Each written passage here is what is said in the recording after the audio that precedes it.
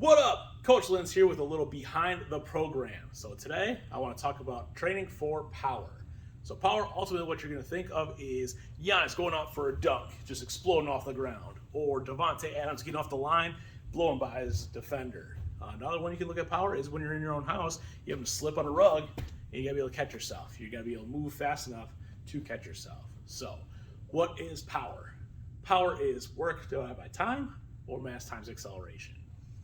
So being able to produce force in a quick amount of time.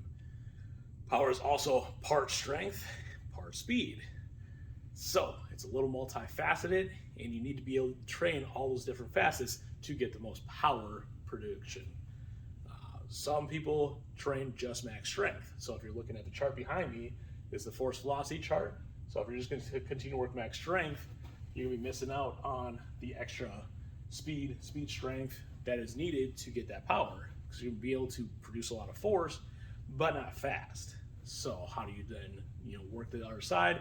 Different ways that we work speed training here is skips, plyometrics, med ball work, and we'll use med balls in different ways, whether it is standing Russian twist or exploding out with it, laying on the back, catching it for down to your chest and exploding up, a little med ball drop action. The different ways we train the speed strength is we'll actually use bands, or for younger athletes, we'll use just the bar, and then we call it moving with intent or moving with speed. So bands on a back squat, they're wrapped on tight, keeping the core tight, down fast, up fast. How fast can you get up? So just trying to find ways to train at a faster bar speed as compared to just straight doing max strength. Max strength is needed as it is part of the equation to make sure you increase your power, but not all the power, or not all the equation. You still need to hit some of these other multifacets.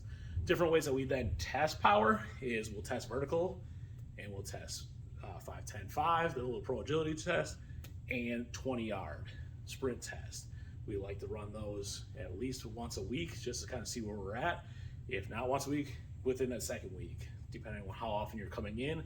But I want to make sure that those numbers will continue to improve, and depending on the different phases we're at, it might come down a little bit because it can't always go up. So some of it too is affected by your CNS and how fresh you are, but ultimately in the long run it's going to be going up. And as you see in the last couple of videos, where one of the athletes coming in after season went up 1.5 inches, and within the last month has gone up 2 inches just with different training. So that's the fun part, is us watching that power training come through, and it pays off on the field because quicker power, quicker rate of force allows you to get up higher for a rebound or burn by somebody on the field, whether it's soccer, football, any field. If you're in tennis, being able to get the balls quicker. So just being able to be a more powerful athlete transfers in so many different ways. Ultimately, speed kills. And don't forget, well, you talked about before, that you can't be powerful if you're not fast. Final thoughts, developing power it's a multifaceted thing. So some athletes come in that are a little stronger, some are a little quicker.